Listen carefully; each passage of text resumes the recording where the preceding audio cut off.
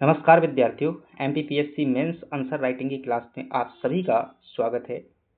Daily answer writing हम जो है करते हैं और कॉपी चेक करने के पश्चात में एक मॉडल उत्तर जो है आपको दिया जाता है। उस मॉडल उत्तर के पीछे जो है तार्किक व्याख्या करने के लिए और सरल भाषा में जो है आपको समझाने के लिए जो है हम क्या करते हैं, क्लास भी करते हैं। और यह सब जो है एक नाम मात्र के शुल्क पर 299 रुपये में जो है प्रक्रिया चल रही है। अगर आप चाहें तो इसमें जो है क्या कर सकते हैं, जुड़ सकते हैं। अन्यथा जो है निःशुल्क क्लास यूट्यूब पर चल रही है, तब भी आप जो इसका लाभ ले सकते हैं। बाकी कॉपी चेक और मॉडल उत्तर उन्हीं को मिलते हैं जो लोग जो है क्या है, ग्रुप में ऐड हैं। तो चलिएगा हम बात करते हैं।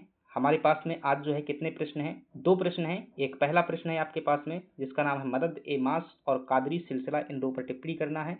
और जो दूसरा प्रश्न है आपका वो होने वाला है जो 1615 की आपकी क्या है, 1615 की जो मुगल मेवाड़ संधि है, इन दो प्रश्नों पर क्या करने वाले हैं, हम चर्चा करने वाले हैं। चलिएगा सबसे पहले हम जो है पहले प्रश्न की बात कर लेते हैं। और पहला प्रश्न जो है आपके समक्ष है जिसमें पूछा जा रहा है कि मदद ए मास और कादरी सिलसिला, ये दो जो है हमारे पास में क्या है, आपके 7 नंबर में जो है ये क्या है, प्रश्न है।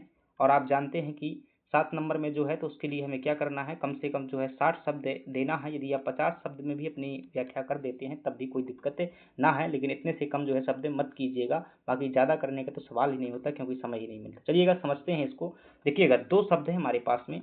एक शब्द है, सबसे पहले हम बात करते हैं किसकी, मदद ए मास की जो है हम बात करते हैं। ठीक है, मदद ए मास पूरी संभावना है 2 नंबर में आपसे पूछ लिया जाएगा।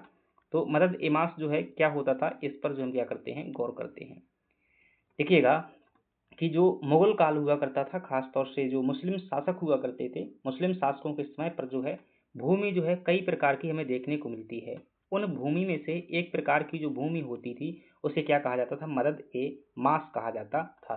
तो पहली बात आपको समझ में आई कि मदद ए मास क्या होती थी, एक प्रकार की जो है भूमि रखी होती थी। अब जैसे कि यूं मान लीजिएगा कि ऐसा मान लीजिएगा, मैं एक पाई चार्ट के माध्यम से समझा रहा हूँ कि टोटल जो जमीन है सरकार के जो मतलब खाते में आती है, मतलब ये क्या है, सरकारी जमीन है।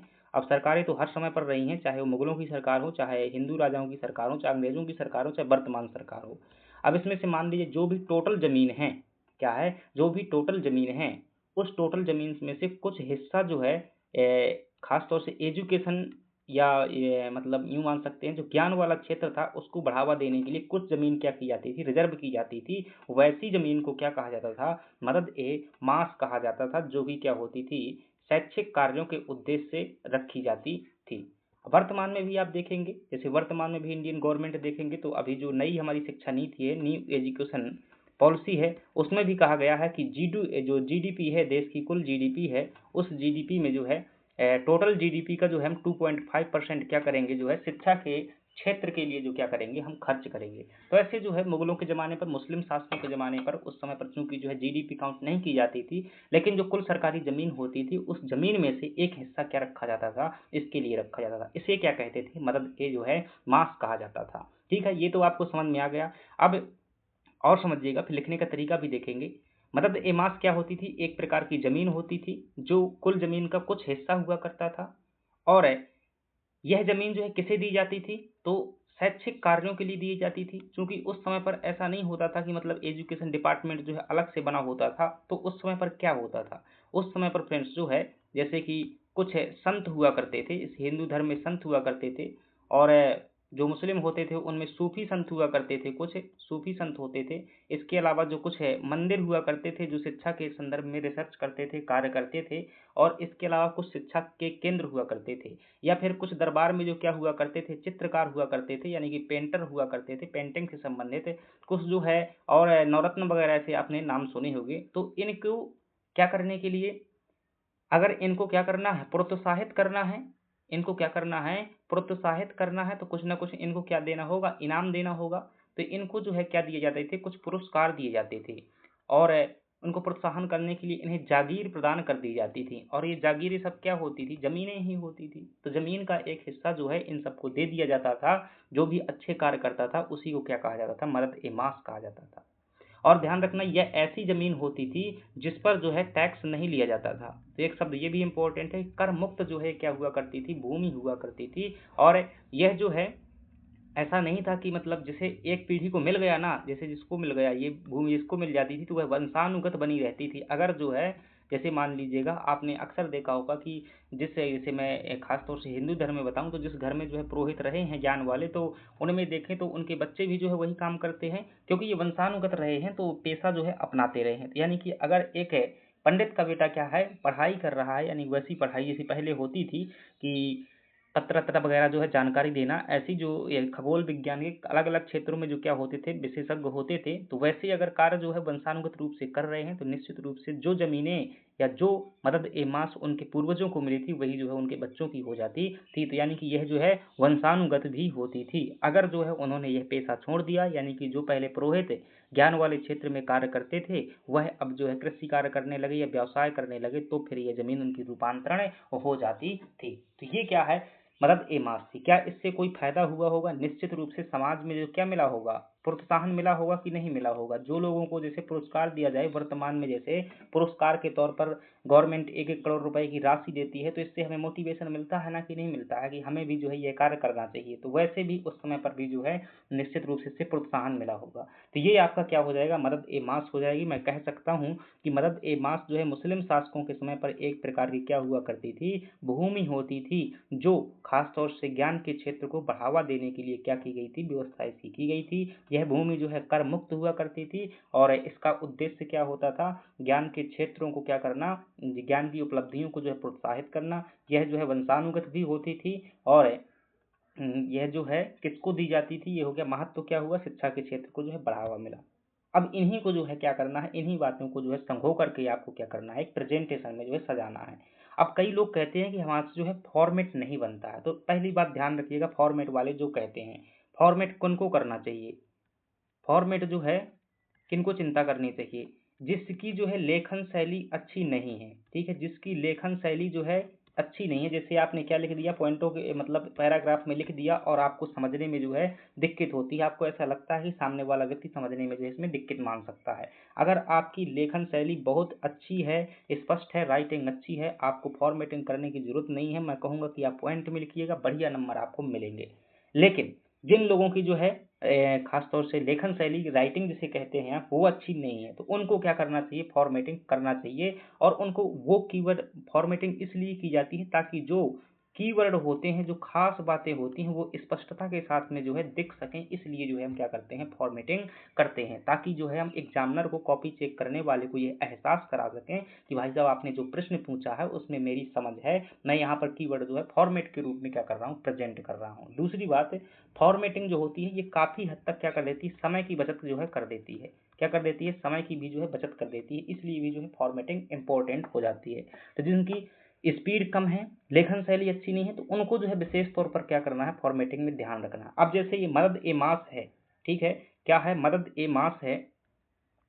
अब दो दो चीजें हैं, मतलब एक पेज में लिखना है आपको, ठीक है, 7 नंबर का जो प्रश्न है उसको क्या लिखना है आपको, जो है 2 टिप्पणियां दी गई हैं उसमें, तो आपको क्या करना है, इसे बड़े हिसाब से जो है लिखना होगा, मदद ए मास।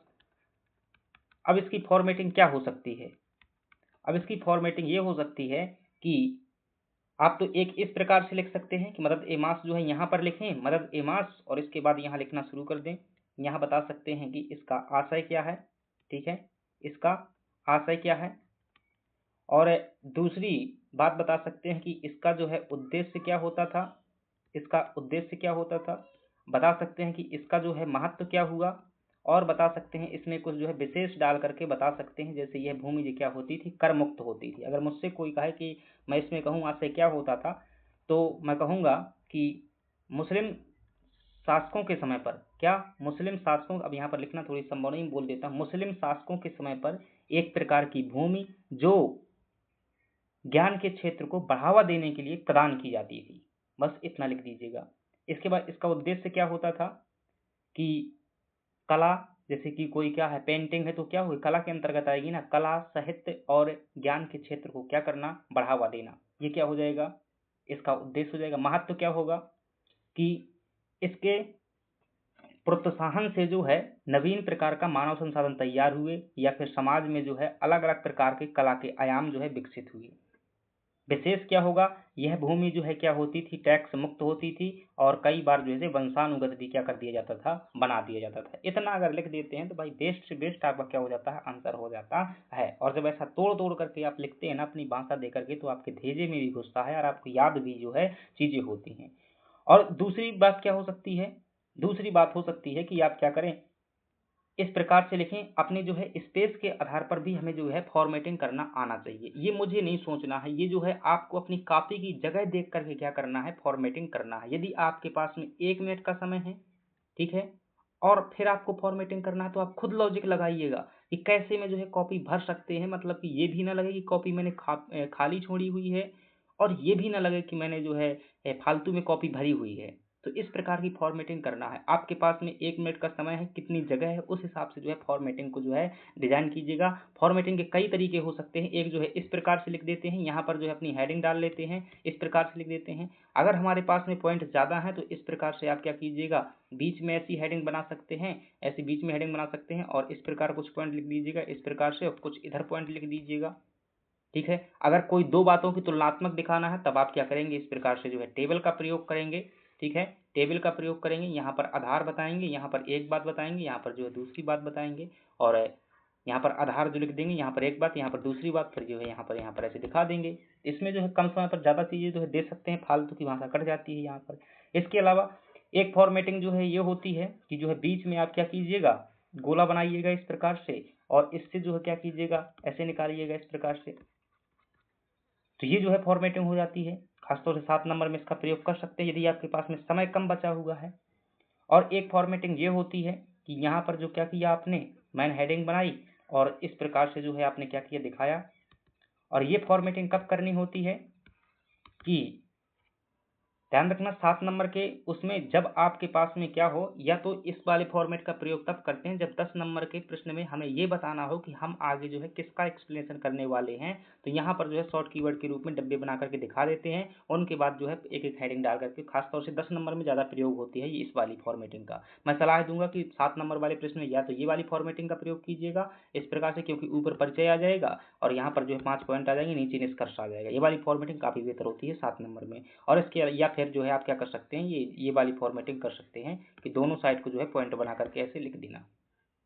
और या फिर ये वाली फॉर्मेटिंग भी जो है 7 नंबर में आप चला सकते हैं कि बीच नंबर में इस प्रकार से करके, यदि आपके पास में सीमित पॉइंट है, ज़्यादा पॉइंट है तो आप कौन वाली बनाएंगे, ये वाली फॉर्मेटिंग जो है बनाएंगे इस प्रकार से, अगर ज़्यादा पॉइंट है। अगर कम पॉइंट है तो आप क्या कीजिएगा, ये वाली जो है बीच में गोला बनाइएगा और इस प्रकार से करिएगा। और ये गोला वोला बहुत कलाकारी से मत सीखिएगा कि आपको जो है 10 सेकंड का समय गोला बनाने में ही लग जाए। ज़्यादा से ज़्यादा 5 सेकंड का, 2 सेकंड का समय लगना चाहिए, वरना ये गोला महंगे पड़ जाएंगे आपको।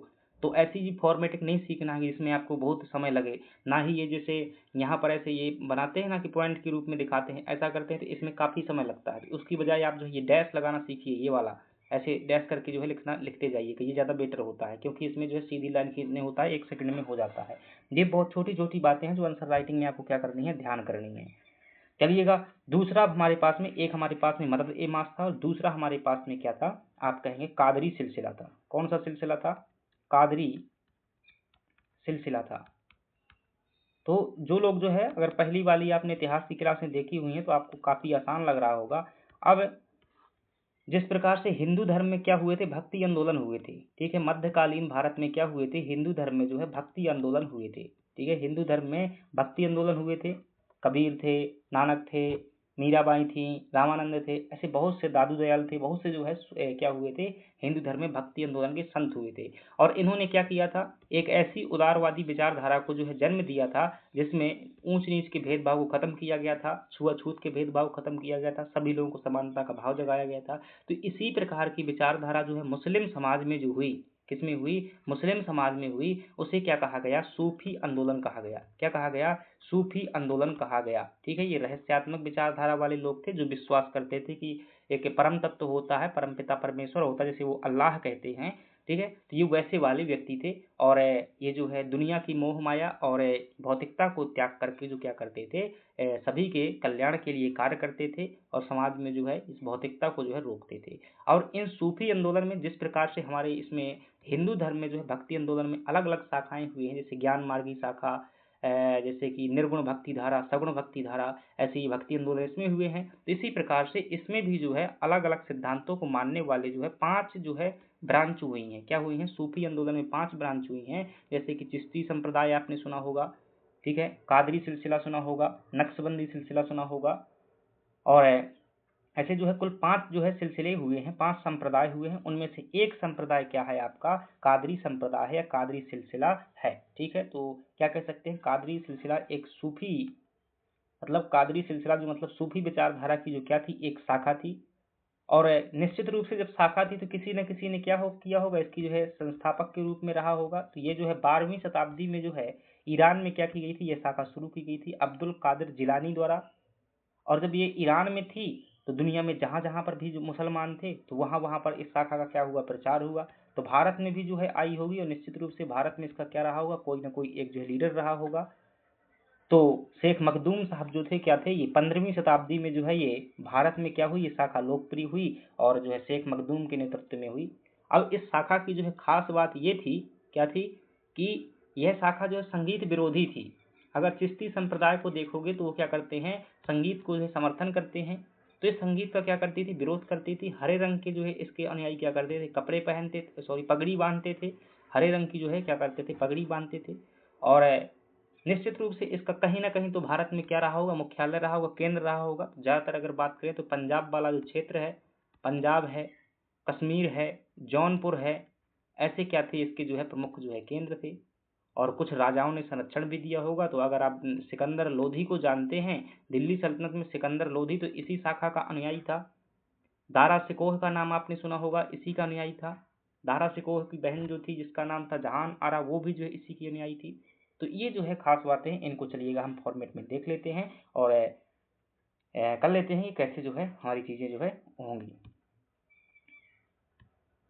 चलिएगा ये देख लेते हैं इसका उत्तर कि मदद ए मास जो क्या होती थी उसको देखिएगा। तो आप कहेंगे कि मदद ए मास जो है मुगल शासकों के समय पर एक प्रकार की भूमि होती थी जो विद्वानों, संतों तथा शिक्षा उपलब्धियों, उपकारियों की जगह पर यहाँ पर क्या लिखेंगे? शिक्षा उपलब्धियों के पालन हेतु दी जाती थी, यानी कि उनकी उन्नति के लिए जो है दी जाती थी। तो ये क्या थी? एक प्रकार की भूमि थी। यह अनुदान जो है कैसा होता था? कर मुक्त और वंशानुगत होता था। कैसा होता था? कर मुक्त और वंशानुगत होता था। इसका उद्देश्य क्या होता? दान, साहित्य और कला को क्या करना? दान नहीं हो, ज्ञान होगा, ठीक है। ज्ञान, साहित्य और कला का क्या करना? संरक्षण करना। महत्व क्या हुआ? कला तथा साहित्य को जो है प्रोत्साहन मिला। इतनी बातें ही आप लिख सकते हैं, इसके अलावा नहीं लिख सकते हैं। बाकी जो है दूसरा पॉइंट है आपके पास में, वो है कादरी सिलसिला। इसमें निष्कर्ष जो है हम न दे सकते क्योंकि दो चीजों का मिला जुला रूप है, तो निष्कर्ष देने की जरूरत नहीं है। टिप्पणी है एक प्रकार की। दरअसल 2 नंबर वाले प्रश्न है ये, इनको मैंने कवर किया हुआ है। कादरी सिलसिला की बात करेंगे तो यह एक क्या है? सूफी विचारधारा थी जिसके संस्थापक जो है अब्दुल कादिर कौन जिलानी थे। अब्दुल कादिर जिलानी जिसके संस्थापक थे। भारत में इसका जो प्रसार कहाँ पर हुआ? पंजाब, सिंध, बंगाल और जौनपुर में जो है इसका क्या हुआ? प्रसार हुआ।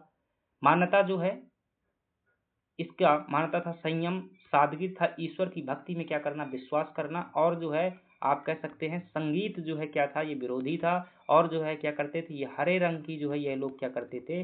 पगड़ी पहनते थे। इस बात को भी आप जिक्र कर सकते हैं। इसके प्रमुख केंद्र जो है हो जाएंगे पंजाब, कश्मीर। इसके प्रमुख अनुयायियों में ये नाम जरूर देना है, सिकंदर लोधी, दारा सिकोह, जहान आरा का भी आप नाम बता सकते हैं। तो ये क्या हो जाएगा? आपका कादरी सिलसिला और जो है वो हो जाएगा। चलिएगा हम दूसरी की बात कर लेते हैं। अब जो है मुगल मेवाड़ संधि की बात कर लेते हैं। चलिएगा इसे भी समझते हैं। आप जानते हैं कि जो है मुगलों का जो समय रहा है, क्या रहा है? मुगलों का समय जो रहा है भारत में वो शुरू हो जाता है आपका 1526 से लगा करके लगभग 1857 तक जो है समय रहा है, ठीक है। लेकिन 1707 तक जो है मोटे तौर पर आप मान सकते हैं, जो कि वास्तविक शासन था 1707 तक था। अब इस समय पर लगभग जो है मुगल बादशाह जो कौन था? एक था कौन? अकबर। अकबर द्वारा क्या किया गया था? 1570 में क्या किया गया था? 1570 में जो है नागौर दरबार का आयोजन किया गया था। कौन से दरबार का? नागौर दरबार का जो है आयोजन किया गया था। और इसमें शर्त रखी थी कि जो राजा इसमें क्या होगा? शामिल होगा, उसका मतलब ये है कि उसने हमारी अधीनता स्वीकार कर ली है। और जो राजा इसमें क्या है? शामिल नहीं होगा, इसका मतलब वो होगा कि वो हमसे क्या करना चाहता है? युद्ध करना चाहता है, वो हमारी अधीनता स्वीकार नहीं करता है। तो लगभग हिंदुस्तान की जो है अधिकांश रियासतों ने क्या कर लिया? इस नागौर दरबार में भाग लिया। लेकिन जो कुछ रियासतें थी जो भाग नहीं ली थी। एक तो थी उसमें सबसे जो प्रमुख रियासत थी उसका नाम था मेवाड़ रियासत, ठीक है। दूसरी आप कह सकते हैं एक रियासत थी जिसका नाम था गोंडवाना रियासत, ठीक है, रानी दुर्गावती की। तीसरी रियासत आप कह सकते हैं कि एक रियासत थी बुंदेलखंड रियासत, जो उस समय पर यहाँ का शासक हुआ करता था मधुकर शाह। कौन होता था? मधुकर शाह बुंदेला जो है यहाँ के क्या होते थे? शासक होते थे। तो इन लोगों ने जो है, और हो सकती है का, जैसे कि राजस्थान की ही भामा शाह का आप नाम जो है जानते होंगे, भामा शाह, इन्होंने भी जो क्या किया था, इनका समर्थन नहीं किया था।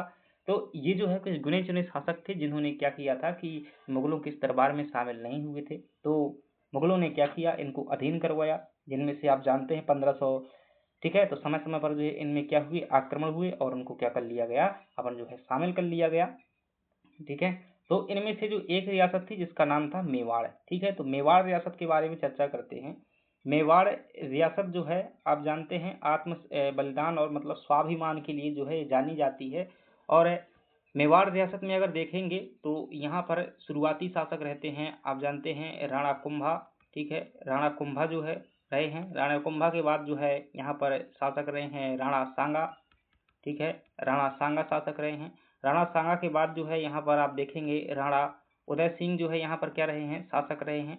राणा उदय सिंह के बाद जो है महाराणा रहे हैं, ठीक है। महाराणा प्रताप जी जो है, महाराणा प्रताप ये रहे हैं। और महाराणा प्रताप के बाद में जो है महाराणा अमर सिंह जो है यहाँ के क्या रहे हैं, शासक रहे हैं। महाराणा अमर सिंह जो है शासक रहे हैं। राजकुमार कर्ण सिंह इनके बाद हो जाएंगे, खैर रहने दीजिएगा इतना। अब इनमें देखेंगे तो यहाँ पर जो क्या आता है, बाबर आता है, और बाबर के समय पर जो है खानवा का युद्ध होता है, लेकिन अधीनता जो है नहीं मनवा पाते हैं। राणा उदय सिंह हालांकि उस समय पर जो है वो जो है काफी हद तक इन्होंने भी संघर्ष किया, लेकिन जो है अस्थायी रूप पर अधिकार चाहे जौन हो गया हो, वरना जो है स्थायी रूप से यहाँ तक अधिकार नहीं हुआ। महाराणा प्रताप ने भी जो है जीवन पर्यंत जो है अधीनता स्वीकार करने से मना कर दिया था। उनका तो वचन था, एक बार की बात है कि जो राणा प्रताप के जो मतलब बहन के ससुर थे, वो उन्होंने अधीनता स्वीकार रखी थी। तो वो अकबर के दरबार में जब भी बात होती कि हिंदुस्तान पूरा मेरा जो है क्या है, गुलाम है, तो वो जो राणा प्रताप के ससुर होते थे वो बढ़िया अपनी मूछों में जो है ताव दे करके जो बैठे रहते थे कि जहाँ जैसे ही गुलामी की बात आए, क्योंकि जो महाराणा प्रताप होता था वो उसने अधीनता नहीं स्वीकार की थी। तो इधर को जब अकबर देखता तो अकबर कहते क्यों भाई बिदरा रहे हो, कहा कि हुजूर भूल रहे हैं यहाँ पे एक ऐसी रियासत है जिसने जो है आपकी अधीनता स्वीकार नहीं की हुई है।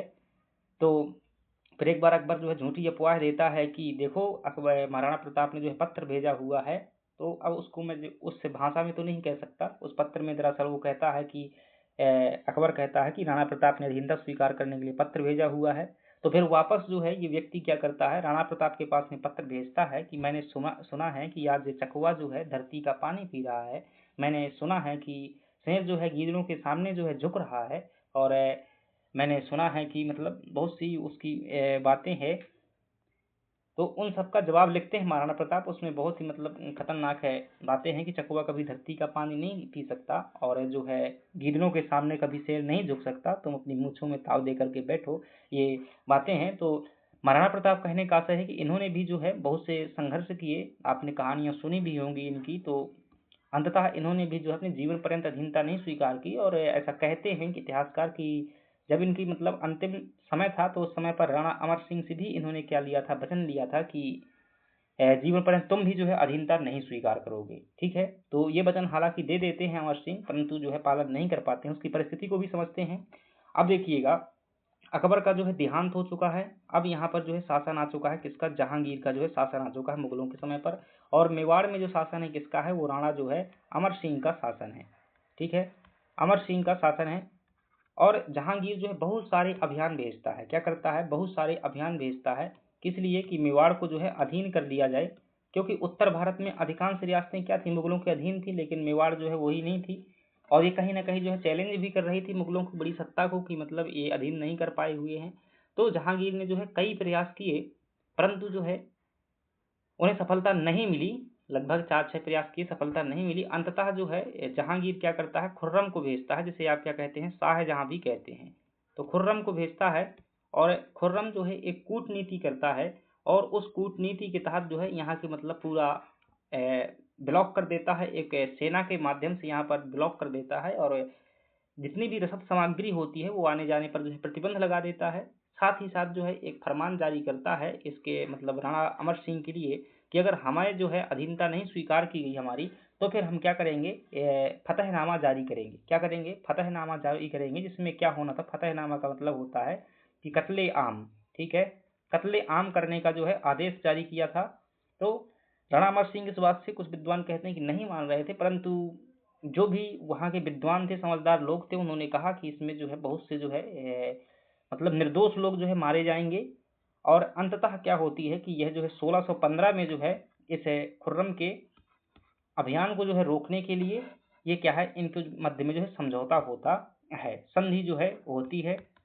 और इस संधि जो है थोड़ा सा अलग थी, मतलब अन्य से अलग थी, कुछ इसमें कंडीशन रखी गई थी। और वो कंडीशन क्या थी कि जैसे कि मुगल जो है अन्य रियासतों से क्या करते थे, वैवाहिक संबंध स्थापित करते थे। तो राणा अमर सिंह ने जो है सभी बातें मानना स्वीकार कर लिया था, लेकिन कहा था कि मेरी कुछ शर्तें होंगी कि पहली बात जो है किसी हमारे राजघराने का विवाह जो है मुगलों के यहाँ पर नहीं होगा। दूसरी बात जो है, राणा अमर सिंह जो है दरबार में व्यक्तिगत रूप से जो है हाजिर नहीं होंगे। और तीसरी बात जो है, तीन शर्तें रखी थी, मुझे कोई मनसब नहीं मतलब लिया जाएगा, ये अमर सिंह जो है कोई मनसब नहीं लेंगे।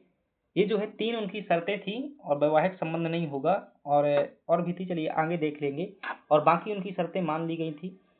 मुगलों द्वारा जो है चित्तौड़ का किला क्या कर दिया गया था, चित्तौड़ का किला जो है वापस कर दिया गया था, और अपना शासन मतलब स्वीकार कर लिया गया था। और कहा गया था कि जितनी भी राजपूताने की स्वतंत्रता होती थी, उस स्वतंत्रता जो है बरकरार रही जाएंगी, तभी जो है संधि मान्य होगी, अंतर संधि का उल्लंघन होगा। तो ये जो है इनके मध्य में क्या होती है, संधि होती है। संधि की क्या बातें थी वो आपको बताना है, ठीक है। तो यहाँ पर देख लेते हैं कि व्यापक संघर्षों के पश्चात था जहांगीर के समय जो है 1615 में राणा अमर सिंह ने क्या किया, संधि किया। और संधि की जो मुख्य बातें थी वो कौन कौन सी थी, ये थी कि मेवाड़ रियासत ने मुगल अधीनता क्या की, स्वीकार की। संधि की शर्त थी चित्तौड़ दुर्ग पर जो है मेवाड़ का अधिकार वापस दिया गया। राजकुमार कर्ण सिंह को जो है मुगल मनसब प्रदान किया गया, ठीक है। दरअसल राणा अमर सिंह ने संधि शर्त रखी थी कि जो है जो यहाँ का महाराणा होगा वह व्यक्तिगत रूप से जो है वहां पर दरबार में हाजिर नहीं होगा। इसलिए महाराणा अमर सिंह के जो पुत्र थे राजकुमार कर्ण सिंह, उनको जो है क्या किया गया था, मनसब जो है प्रदान किया गया था। वह जो है दरबार में क्या करते थे, रहते थे। चित्तौड़ दुर्ग की मरम्मत पर रोक लगाई गई। मुगलों ने यह शर्त रखी थी कि हम आपको यह किला दे रहे हैं, लेकिन उस चित्तौड़ दुर्ग जो है बहुत मजबूत दुर्ग था, और उसे और मजबूत करने की जो है रोक लगाई गई थी, ताकि जो भविष्य में फिर से खतरा ना उत्पन्न हो सके। और मुगलों से वैवाहिक संबंध स्थापित नहीं किए जाएंगे, ये भी जो है कंडीशन थी। महाराणा को जो है व्यक्तिगत रूप से दरबार में उपस्थित होने की जो है छूट दी गई थी, ठीक है, यानी कि राणा अमर सिंह को। और बात करें तो 1000 घुड़सवार से जो घुड़सवार मतलब कि सेना मुगल सेवा में रखने का जो है प्रावधान भी रखा गया था कि 1000 सेना जो है मेवाड़ रियासत की, जैसे कहीं लड़ाई के लिए जरूरत होगी तो वो तैयार रहेगी किसके लिए, मुगलों की सहायता के लिए। तो ये क्या थी, संधि थी। तो इस प्रकार मुगल मेवाड़ संधि ने लंबे संघर्ष को जो है समाप्त किया था, दोनों पक्षों की प्रतिष्ठा जो है बनाए रखी गई। अब इसमें और भी बहुत सारी बातें हैं, लेकिन 7 नंबर में जो अपनी सीमा है इतना ही दे सकते हैं। बाकी जहांगीर जो है अपने जीवन की क्या मानता है, इसे जो है सबसे बड़ी उपलब्धि मानता है कि जो है मुगल मेवाड़ संधि को जो है क्या करता है, अपने जीवन की सबसे बड़ी जो क्या मानता है, इसे उपलब्धि मानता है। और इनकी जो मूर्तियां हैं, राणा अमर सिंह की मूर्ति शायद जो है बंधक के रूप में क्या करता है, अपने वो किले में जो है बनवाता है। तो ये जो है पूरी क्या है कहानी है आपकी। और तो ये जो है आई होप आप जब अब जो है इसका उत्तर जो है एक समझ के साथ में क्या कर पाएंगे, लिख पाएंगे। ये पीडीएफ आपको जो है ग्रुप में भेज दिया जाएगा। अगर आप जो है इस प्रतियोगिता में एक डेली टारगेट के माध्यम से क्या करना चाहते हैं, यकीन मानिएगा हम थोड़ा सा और भी बेहतर अभी करेंगे, और भी जो है सुधार करेंगे, और चीज़ों को जो है बेहतर बनाएंगे। थोड़ा समय का अभाव है, और अभी हाल में जो है कुछ जिम्मेदारियां और भी हैं, तो उनको जो है देखो जल्दी ही खत्म हो जाएंगी। हम जो है हर दिन क्या करेंगे, कुछ ना कुछ बेहतर करते जाएंगे, बाकी चलता रहेगा, चलेगा। Thank you very much. Subscribe कीजिएगा, वीडियो को लाइक कीजिएगा, और टेलीग्राम चैनल को ज्वाइन कीजिएगा। अगर आप जो है इस 299 रुपये की प्रतियोगिता में भाग लेना चाहते हैं तो हमसे जुड़िएगा। व्हाट्सएप नंबर पर जो है वो सिर्फ क्या करना है, मैसेज करना है, ठीक है। ये व्हाट्सएप नंबर है, इस नंबर पर जो है मैसेज कीजिएगा, ठीक है। 969111913865 इस पर जो है मैसेज कीजिएगा, और आपको जो ग्रुप में जोड़ दिया जाएगा। Thank you very much.